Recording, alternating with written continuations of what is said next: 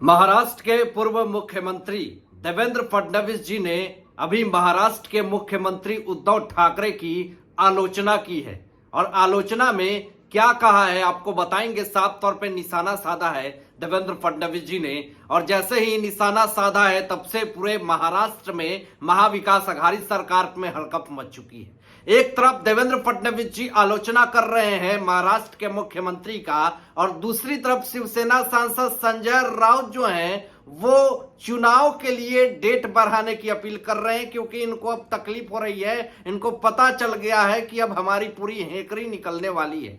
आपको बताएंगे कि ऐसा क्यों कर रहे हैं संजय राउत, और आलोचना में देवेंद्र फडणवीस जी ने क्या कहा है। देवेंद्र फडणवीस जी महाराष्ट्र में हो रहे बुराई, अत्याचार, घुसखोरी, वसूली, ये तमाम चीजों को लेकर के मुद्दाएं उठाते हैं, लेकिन इस बार जिस तरीके से उन्होंने तंज कसा है महाविकास अघाड़ी सरकार पे, उद्धव ठाकरे सरकार पे, उद्धव ठाकरे सरकार की नियति पे, उद्धव ठाकरे सरकार के राजनेताओं के काम पे, तब से पूरी तरीके से महाराष्ट्र में हड़कंप मच चुकी है।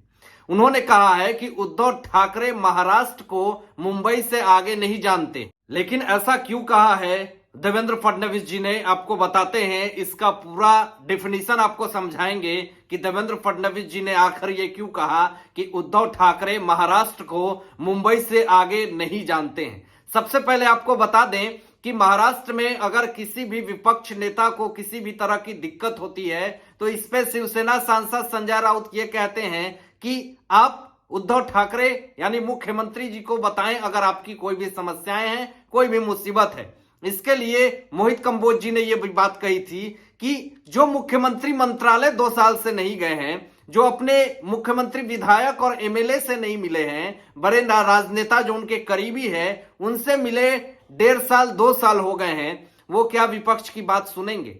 इस पे देवेंद्र फडणवीस जी ने भी बड़ी बात कह दी थी कि मुख्यमंत्री को यहाँ पे किसी से मिलने की फुर्सत ही नहीं है, वो तो अपने घर में कैबिन में बैठे रहते हैं, उनको कोई मतलब नहीं है जनता से मिलने की या फिर किसी भी विधायक से मिलने की, एमएलए से मिलने की, और मंत्रालय तो ये जाते ही नहीं है। ये तमाम आरोप जो है वो देवेंद्र फडणवीस जी ने लगाया था। अब इस आरोप के बाद कहीं ना कहीं महाराष्ट्र में सियासत गर्म होने लगी, और इसी पे आलोचना करते हुए महाराष्ट्र के पूर्व मुख्यमंत्री देवेंद्र फडणवीस जी ने यह कहा कि उद्धव ठाकरे जो हैं वो महाराष्ट्र को मुंबई से आगे नहीं जानते हैं, यानी ये मुंबई तक ही रहते हैं। महाराष्ट्र में बहुत बड़ा महाराष्ट्र है, और महाराष्ट्र में छोटे छोटे कस्बे हैं, गांव हैं, और तमाम ऐसे जगह हैं जहां पे महाविकास अघाड़ी सरकार के राजनेता या फिर मुख्यमंत्री ये सारे लोग नहीं पहुंच पाते हैं।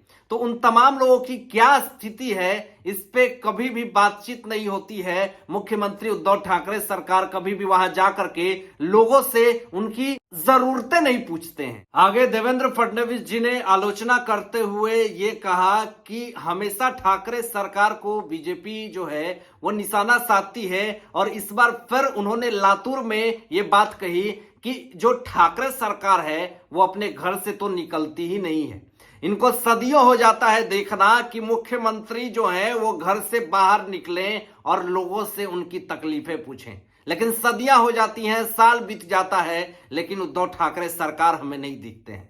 लातूर में जब ये बात देवेंद्र फडणवीस जी ने ये कहा तो वहां की जनता तालियों की गड़गड़ाहट से गूंज उठती है, पूरी रैली, पूरा सम्मेलन, और देवेंद्र फडणवीस जी का नारा वहां पे बजने लगता है। लोग चिल्लाने लगते हैं, चीखने लगते हैं, और उद्धव ठाकरे सरकार की निंदा वहां पे होने लगती है, क्योंकि उद्धव ठाकरे सरकार ने इतने दिनों से जो काम किया है, और लातूर में जिस तरीके से अपनी बात रख रहे थे देवेंद्र फडणवीस जी, तो इस पर तो निंदा होनी ही थी उद्धव ठाकरे सरकार की। देवेंद्र फडणवीस जी की आलोचना से महाविकास अघाड़ी सरकार को समस्याएं तो होती है, उनकी सांसें भी फूलती है, लेकिन फिर भी देवेंद्र फडणवीस जी आलोचना करने से पीछे नहीं हटते हैं।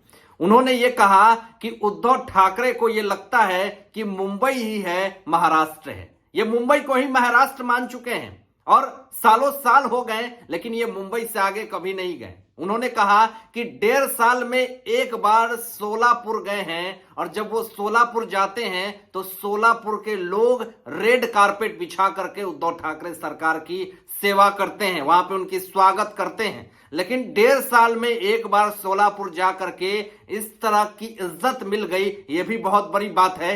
लेकिन जिस तरीके का माहौल है और जिस तरीके की नियति है और 1.5 साल 2-2 साल तक ये मुंबई से बाहर नहीं निकलेंगे, तो फिर मुंबई ही सिर्फ महाराष्ट्र नहीं है, महाराष्ट्र में मुंबई है और महाराष्ट्र में बहुत सारे ऐसे छोटे छोटे जगह हैं जहां पे महाविकास आघाड़ी सरकार की फैसिलिटी पहुंचनी चाहिए। देवेंद्र फडणवीस जी ने आगे ये कहा कि 1300 किलोमीटर कृषि लंबी सड़कों का उद्घाटन मैंने किया, मवेशी का दान मैंने किया, कृषि लोगों की समस्याओं को हम हल कर रहे हैं। लेकिन उद्धव ठाकरे सरकार और उनकी राजनेता क्या कर रही है? महाविकास आघाड़ी सरकार के बड़े बड़े राजनेता क्या कर रहे हैं? क्या वसूली कर रहे हैं और टेरर फंडिंग कर रहे हैं? ये तमाम चीजें देवेंद्र फडणवीस जी ने जो आरोप लगाया, जो बात कही रैली में, तो फिर लोग पूरी तरीके से चीखने लगे, चिल्लाने लगे और कहने लगे कि ये महाविकास आघाड़ी सरकार के राज में आखिर हो क्या रहा है? कृषि के समस्याओं को क्यों नहीं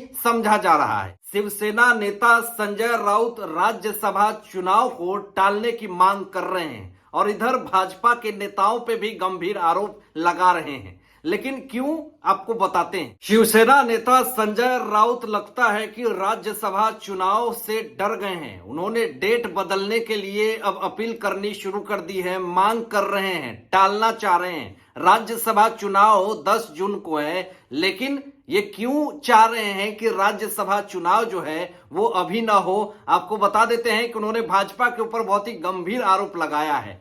भाजपा के ऊपर उन्होंने आरोप लगाया है कि भाजपा पैसे और केंद्रीय जांच एजेंसियां का सहारा लेकर के वो बड़े बड़े नेताओं को खरीद रही है। ये बहुत बड़ा आरोप लगा दिया है, लेकिन फिर वही हाल हो गई है। संजय राउत सिर्फ आरोप लगा देते हैं, लेकिन इनके पास कोई तथ्य नहीं है, कोई प्रूफ नहीं है, लेकिन फिर भी आरोप लगाने में ये पीछे नहीं हटते हैं। इन्होंने भाजपा के नेताओं पे गंभीरता से आरोप लगाते हुए ये कहा कि भाजपा के नेता पैसे लगा लगा करके नेताओं को खरीद रहे हैं। भाजपा जो है वो चुनाव का माहौल जो है वो खराब कर रही है। आखिर संजय राउत के पास क्या प्रूफ है?